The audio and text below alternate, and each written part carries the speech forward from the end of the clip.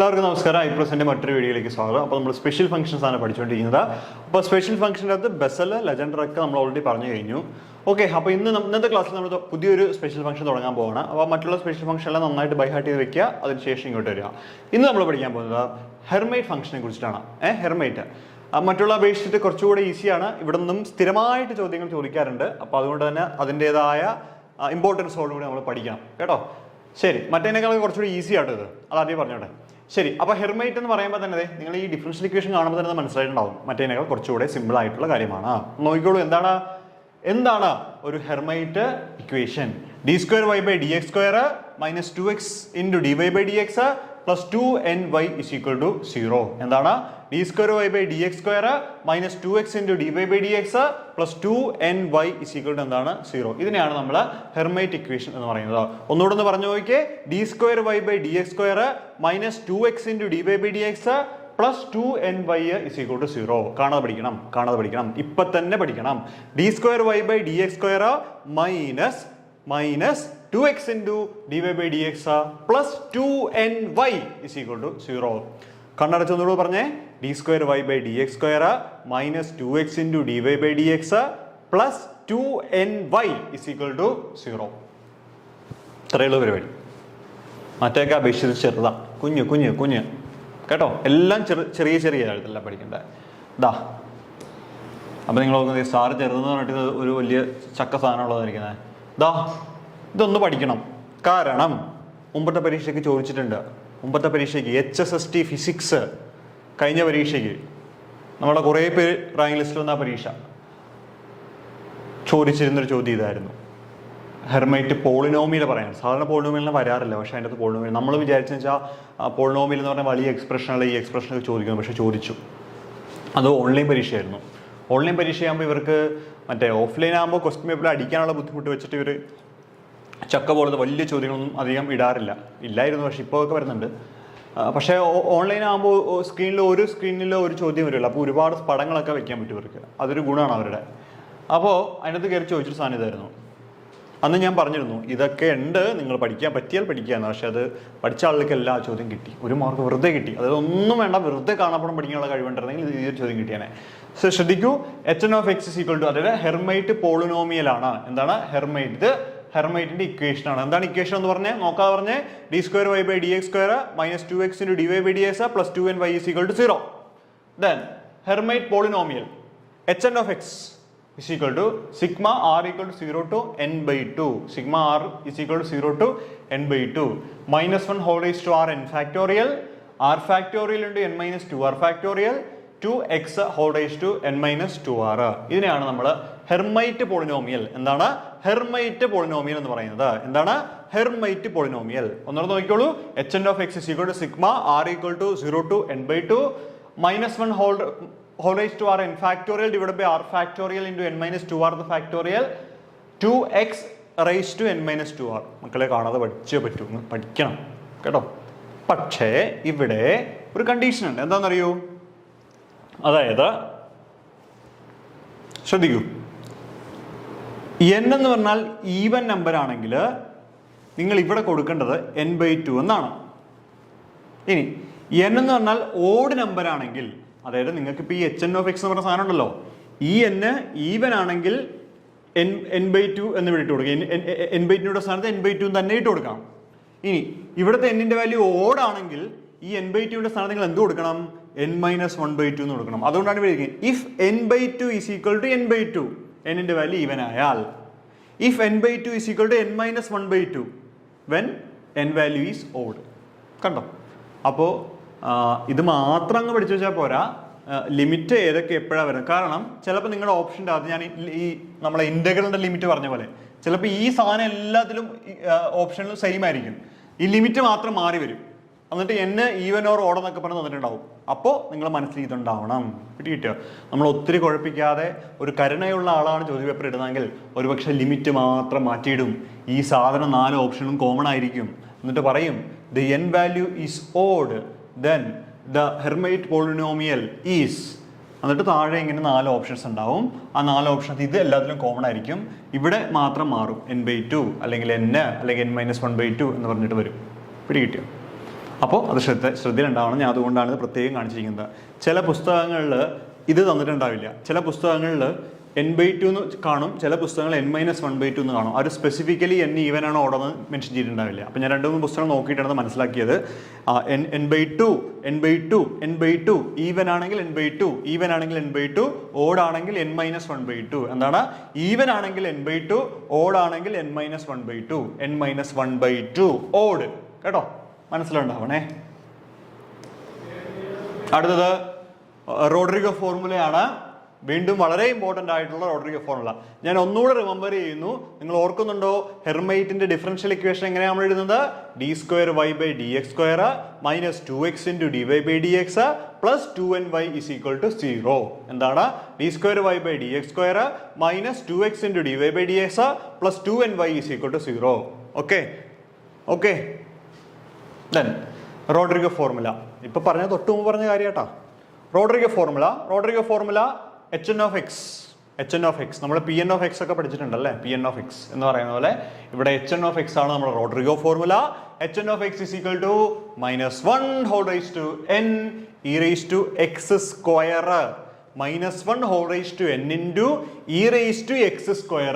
d²n/dx²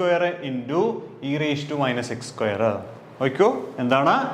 hn of x = -1 n e⁻⁻x² d²n/dx² ഒന്നുകൂടെ പറഞ്ഞു നോക്കിക്കോളൂ.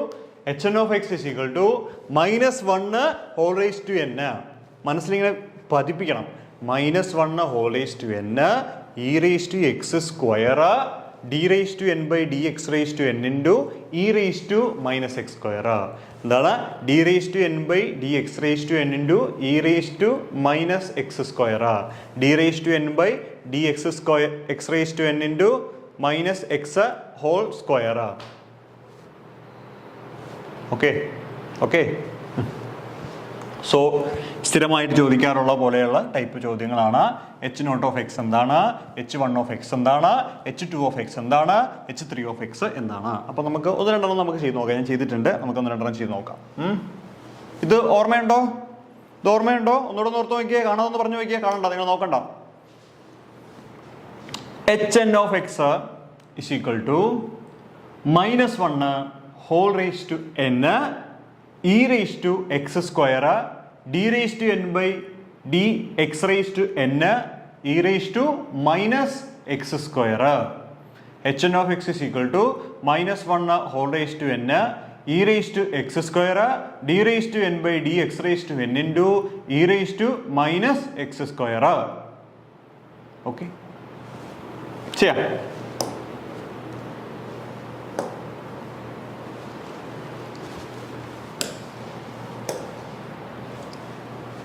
ഓക്കെ, വൈറ്റ് കളർ തന്നെ ഉപയോഗിക്കാം. ആദ്യം കണ്ടുപിടിക്കാൻ പോകുന്നത് h0 of x ആണ്. നമ്മൾ ഏറ്റവും ആദ്യം ചെയ്യാൻ പോകുന്നത് h0 of x. അപ്പോൾ ആദ്യം തന്നെ എന്ത് ചെയ്താൽ hn of x-ന്റെ ഇക്വേഷൻ എഴുതി വയ്ക്കുക. നിങ്ങൾ എൻ്റെ ഒപ്പം ചെയ്യണേ. hn of x is equal to, ഓർക്കുന്നുണ്ടോ? -1 n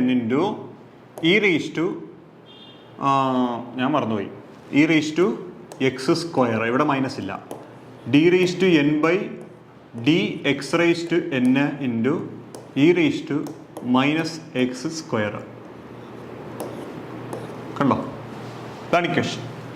അപ്പോൾ h0 of x ആണ് അല്ലേ? h0 of x is equal to -1 0 e⁻⁻x² d⁻0 divided by dx/0 e⁻⁻x². കണ്ടോ? എനിത്തിങ് റേസ് ടു 0 എന്ന് പറഞ്ഞു കഴിഞ്ഞാൽ എന്താണ്? എനിത്തിങ് റേസ് ടു 0 എന്ന് പറഞ്ഞാൽ അത് 1 ആണ്. So 1 × e⁻⁻x². d⁻0/dx/0 എത്ര തന്നെയാണ്? 1 തന്നെയാണ്. ഇൻറ്റു e⁻⁻x² അല്ലേ?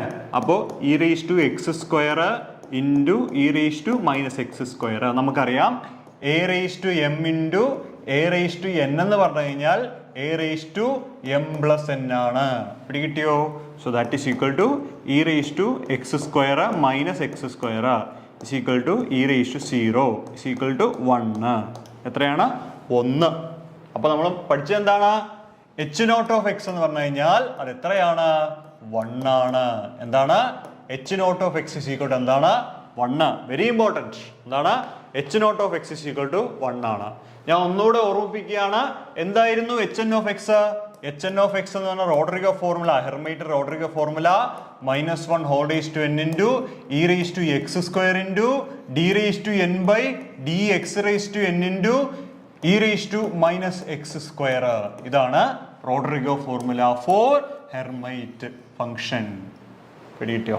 അത് വെച്ച് നമ്മൾ എച്ച് നോട്ട് ഓഫ് എക്സ് ഇവിടെ കണ്ടുപിടിച്ചു. ഓക്കെ, എഴുതിയിരുന്നില്ലേ? ഇതെത്ര വേഗം എഴുതിയിരിക്കും. ഓക്കെ, നമുക്കിനി അടുത്തത് ഓരോന്നും ചെയ്യാം. ഞാനിനി h1 ഓഫ് എക്സും h2 ഓഫ് എക്സും ഒക്കെ ചെയ്തിട്ടുണ്ട്. നമുക്കൊന്ന് ചെയ്ത് നോക്കാം കേട്ടോ. കളയാണേ.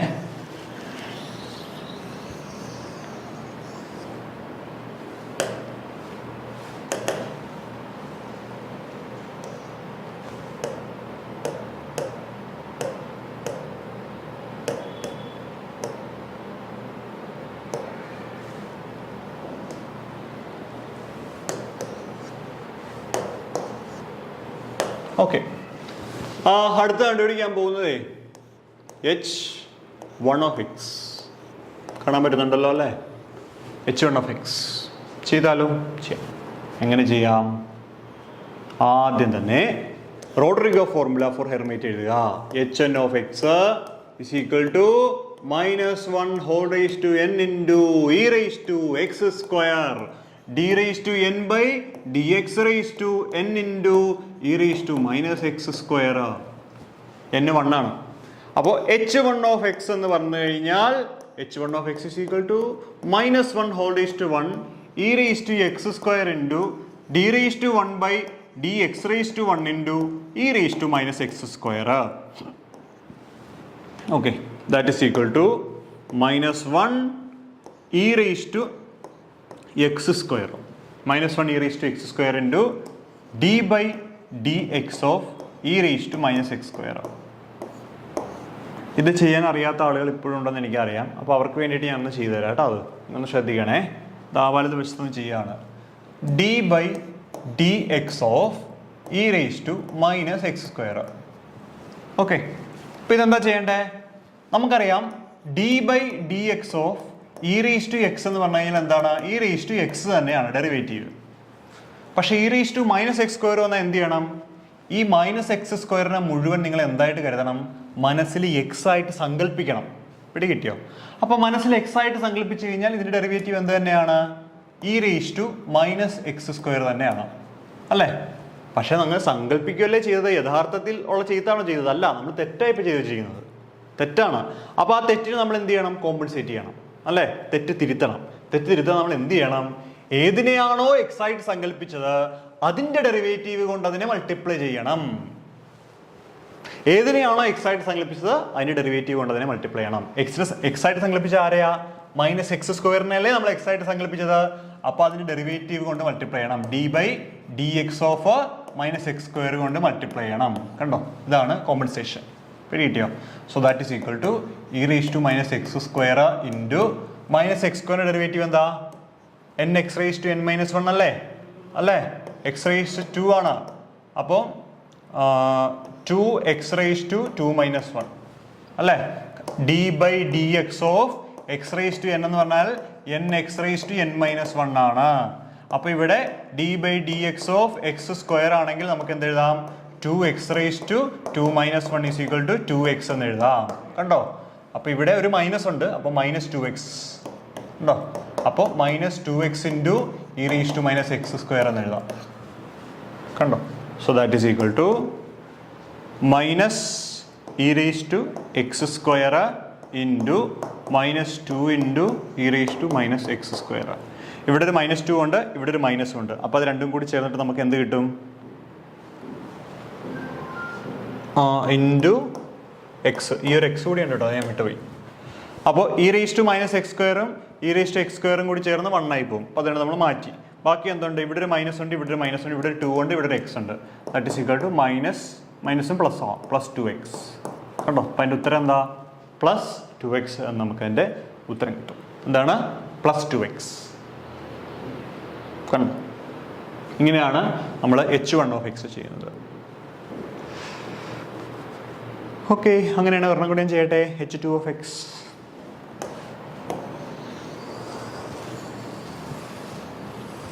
ഞാൻ അതാ പറയുന്ന പല കാര്യങ്ങൾ നമ്മൾ ചെയ്യണമെങ്കിൽ ഒരുപാട് ചെയ്യേണ്ടി വരും. അപ്പോൾ അതുകൊണ്ടാണ് ഞാൻ പലപ്പോഴും പറയുന്നത് കുട്ടികളെ കുറേ കാര്യങ്ങൾ നമ്മൾ ബൈ ഹാർട്ട് തന്നെ പഠിച്ചു പോകണം.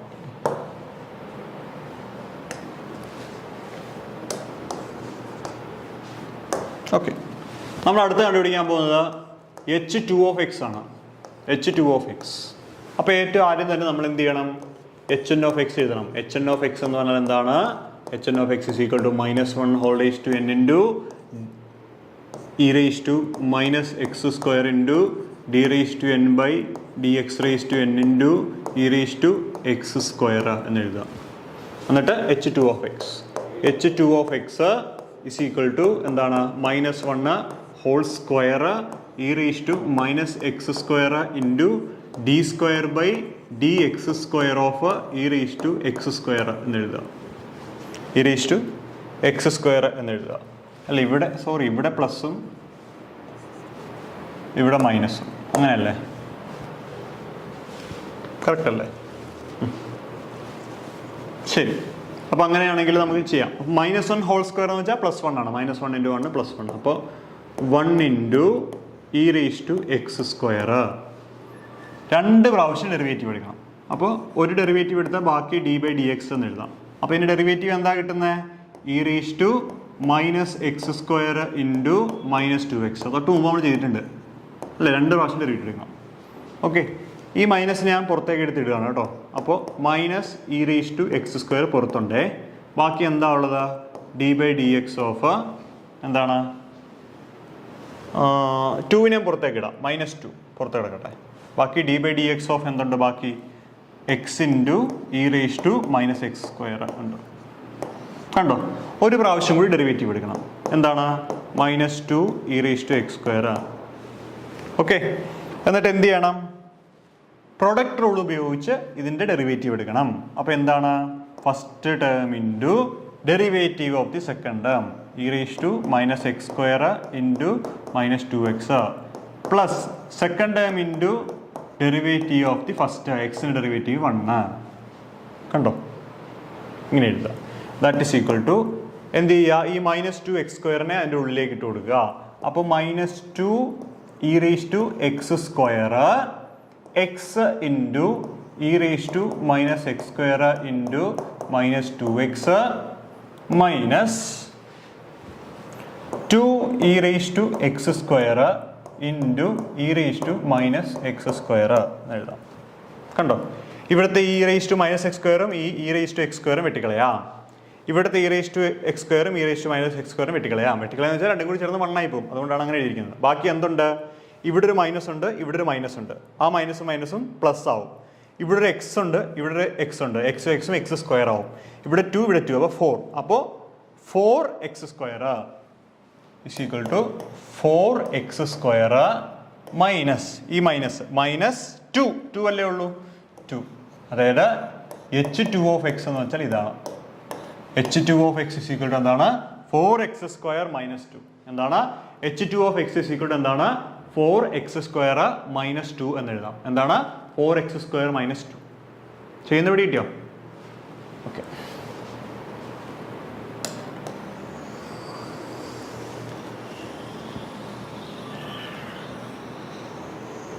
ചെയ്തെടുത്തില്ല എല്ലാം? ഓക്കെ, നമുക്കിനി പഴയ നമ്മുടെ നോട്ടിലേക്ക് വരാം.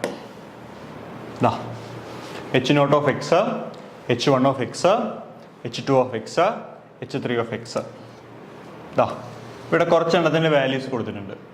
The first 11 physicist Hermite polynomials are h0 is equal to 1, h1 is equal to 2x, h2 of x is equal to 4x square minus 2, h3 of x is equal to 8x cube minus 12x, h4 of x is equal to 16x raised to 4 minus 48x raised to 2 plus 12, h5 of x is equal to 32x raised to 5 minus 160x cube plus 160x cube plus 120x, h6 of x is equal to 64x raised to 6 minus 480x raised to 4 plus 720x raised x square minus 120. Okay, അപ്പോൾ ഇവിടെ നമുക്ക് ഇവയെ ഇങ്ങനെ ഇവർ തമ്മിൽ എന്തെങ്കിലും connection ഉണ്ടോ നിങ്ങളൊന്ന് നോക്കി നോക്കും. ഇപ്പം ഇവിടെ കറക്റ്റ് ആവുന്നുണ്ട്. 1ന്റെ ഇരട്ടി 2, 2ന്റെ ഇരട്ടി 4, 4ന്റെ ഇരട്ടി 8, 8ന്റെ ഇരട്ടി 16, 16ന്റെ ഇരട്ടി 32, 32ന്റെ ഇരട്ടി 64, 128, 256. കണ്ട ഇങ്ങനെ പോകും. ഫസ്റ്റ് ടേമിൽ അങ്ങനെ പോകും. ഇവിടെ ഒന്നുമില്ല. X, x square, x cube, x raised 4, x raised 5, x raised 6, 7, 8, 9, 10. ഇവിടെ അതുപോലെ തന്നെയാണ്. X, x square, x raised 3, X raised 4, x raised 5, x raised 6, x raised 7, 8. ഇവിടെ അതുപോലെ തന്നെയാണ്. കണ്ടോ? അപ്പോൾ ശരിക്കും പറഞ്ഞു കഴിഞ്ഞാൽ നമുക്കിങ്ങനെ വേണേൽ എഴുതാം. എന്താണ്? 0 x, x square, x cube, x raised 4. 0 എന്ന് വേണ്ട, 1 എന്നിട്ടാൽ മതി. 1 ഇവിടെ 1 എക്സ് അല്ലേ, 1 X, x square, x cube, അങ്ങനെ അത് ശരിയാതില്ല പക്ഷെ. ഓക്കെ, അപ്പം ഇങ്ങനെ നിങ്ങൾ നോക്കണം ഇവർ തമ്മിൽ എന്തെങ്കിലും ഒരു ബന്ധം കാണും. ഞാൻ ഇപ്പോഴാണത് ശ്രദ്ധിക്കുന്നത് ഇങ്ങനെ വരുന്നതെന്നുള്ളത്. അല്ലെങ്കിൽ നിങ്ങൾ എന്താ ചെയ്യണമെന്ന് വെച്ച് കഴിഞ്ഞാൽ ഒരു ആദ്യത്തെ h5 of x വരെ പഠിച്ചു വയ്ക്കുകയാണ്. അപ്പോൾ ആദ്യത്തെ 3 നിങ്ങൾക്ക് കിട്ടിയില്ലേ? h0 of x 1 ആണ്, h1 of x 2x ആണ്, അടുത്താണെങ്കിൽ 4x square minus 2 ആണ്. അതുപോലെ ബന്ധപ്പെടുത്തി വേണമെങ്കിൽ ഇതും പഠിക്കാൻ പറ്റും. കാരണം ഫസ്റ്റ് ടേം നമുക്ക് എല്ലാം കാണാണ്ട് കിട്ടും അല്ലേ? ഫസ്റ്റ് ടേം എല്ലാം നമുക്ക് എന്ത് കിട്ടും? കാണാണ്ട് എഴുതാൻ പറ്റും. ഫസ്റ്റ് ടേം എല്ലാം നമുക്ക് കാണാണ്ട് എഴുതാൻ പറ്റും. കണ്ടോ? ഇപ്പോൾ ഇവിടെ 2. അപ്പോൾ നിങ്ങൾ മനസ്സിൽ വരണം അടുത്ത് താഴെ എഴുതേണ്ടത് 12x ആണ്. പിടി കിട്ടിയോ? 12x. എന്നിട്ട് പിന്നെ മനസ്സിൽ നിങ്ങൾ വേണം അതിൻ്റെ എത്രയോ ഇരട്ടിയാണ് ഈ കാണുന്നത് 48, 4 ഇരട്ടി. കണ്ടോ? പിന്നെ 160 അങ്ങനെ പറയും. ഇവിടെ 12 ആണെങ്കിൽ ഇവിടെ 120 അടുത്ത് വരേണ്ടത്. അങ്ങനെയൊക്കെ ഏതെങ്കിലും ലൂഫോൾട്ട് പഠിച്ചു കഴിഞ്ഞാൽ ആദ്യത്തെ 5 എണ്ണമെങ്കിലും നന്നായിട്ട് ബൈ ഹാർട്ട് ചെയ്ത് വയ്ക്കണം. ബാക്കിയൊന്നും ബൈ ഹാർട്ട് ചെയ്തില്ലെങ്കിലും കുഴപ്പമൊന്നുമില്ല, കാരണം അതൊക്കെ പാടാണ്, കുറേ ഉണ്ട്, അത്രയും വേണ്ട. പക്ഷേ ആദ്യത്തെ 5 എണ്ണം മസ്റ്റായിട്ട് നിങ്ങൾ ബൈ ഹാർട്ട് ചെയ്യണം. കാരണം നമുക്ക് ചെയ്തു കൊടുക്കാൻ പറ്റും പിള്ളേരെ, പക്ഷേ ചെയ്യാൻ എത്ര സമയം വേണമെന്നൊക്കെ മനസ്സിലായില്ലേ? അതാണ് ഇതിനകത്തൊരു ഡിഫിക്കൽട്ടി. അങ്ങനെ എല്ലാം അറിയാവുന്നവർ അങ്ങനെ ചെയ്തെടുക്കാൻ നിൽക്കും, പക്ഷേ അവരെല്ലാ ചോദ്യങ്ങളും ചെയ്യില്ല. പക്ഷേ അപ്പോൾ ആ ചെയ്യാൻ കുറേ സമയം പോകും. പക്ഷേ സ്മാർട്ടായിട്ട് വർക്ക് ചെയ്യുന്ന ആളുകൾ കൃത്യമായിട്ട് ഓപ്ഷൻ തിരഞ്ഞെടുത്തിട്ട് അവർ ആ സമയം കൊണ്ട് വേറെ ചോദ്യങ്ങൾ ചെയ്യാൻ പോകും. അതാണ് ഞാൻ പലപ്പോഴും പറയുന്നത്, മക്കളെ നിങ്ങളിത് കാണാപ്പാടം പഠിക്കണം, ഇത് പഠിച്ചേ പറ്റുള്ളൂ എന്ന് പറയാനുള്ള റീസൺ അതാണ്. എല്ലാ ചോദ്യങ്ങളും നമുക്ക് ചെയ്യാൻ പറ്റും, ചെയ്തെടുക്കാൻ പറ്റും, പക്ഷേ സമയം പരിമിതി ഉള്ളതുകൊണ്ടാണ്. അല്ലാതെ ഇപ്പോൾ 100 ചോദ്യങ്ങൾ നിങ്ങൾ എത്ര സമയം വേണമെങ്കിലും എടുത്തോളൂ എന്ന് പറഞ്ഞു കഴിഞ്ഞാൽ ചില ആളുകൾ 100 ചോദ്യം ചെയ്ത് ശരിയായിട്ട് ഉത്തരം കണ്ടുപിടിക്കും, പക്ഷേ ചെയ്യാനെടുക്കുന്ന സമയം വളരെ കൂടുതലായിരിക്കും. പിടികിട്ടിയോ? അതാണ്. അപ്പം അതൊക്കെ മനസ്സിലാക്കിയിട്ട് വേണം ഇങ്ങനെയുള്ള പരീക്ഷകൾക്ക് പഠിച്ചു തുടങ്ങുമ്പോൾ വരാൻ. ഇതാണ് നമ്മുടെ ഗ്രാഫ്. h0 of x, നീല വര കാണുന്നത് h0 of x ആണ്. h0 of x 0 ആണ്, 0 ലൈൻ കണ്ടോ? 0 ലൈൻ, ഒറ്റ line, 0 line. Okay, h0 of x ഒരു ടിൽറ്റിംഗ് ഉണ്ട് ചെറുതായിട്ട്. ദെൻ അടുത്ത h1 of x അടുത്ത ലൈൻ കണ്ടോ? ഓരോ കളർ അനുസരിച്ചിട്ട് നിങ്ങൾ ഓരോന്നിങ്ങനെ നോക്കുക. കണ്ടോ? ഞാൻ ഇത് ഉൾപ്പെടുത്താൻ കാരണം എന്ന് വെച്ച് കഴിഞ്ഞാൽ എങ്ങാനും കമ്പ്യൂട്ടർ ബേസ്ഡ് പരീക്ഷ വന്നു കഴിഞ്ഞാൽ ഇതൊക്കെ വരാം. ഒരു ഗ്രാഫ് വന്നിട്ട് ഇത് എച്ചിൻ്റെ ഏതാണ് പറയുന്നത്, അപ്പോൾ ആ ഗ്രാഫ് ഒരു എണ്ണത്തിന് ഒരു ഗ്രാഫ് ഇതിനകത്ത് വരണ്ടാവുള്ളൂ കേട്ടോ. h1 of x, h0 of x, h2 of x, h3 of x etcetera.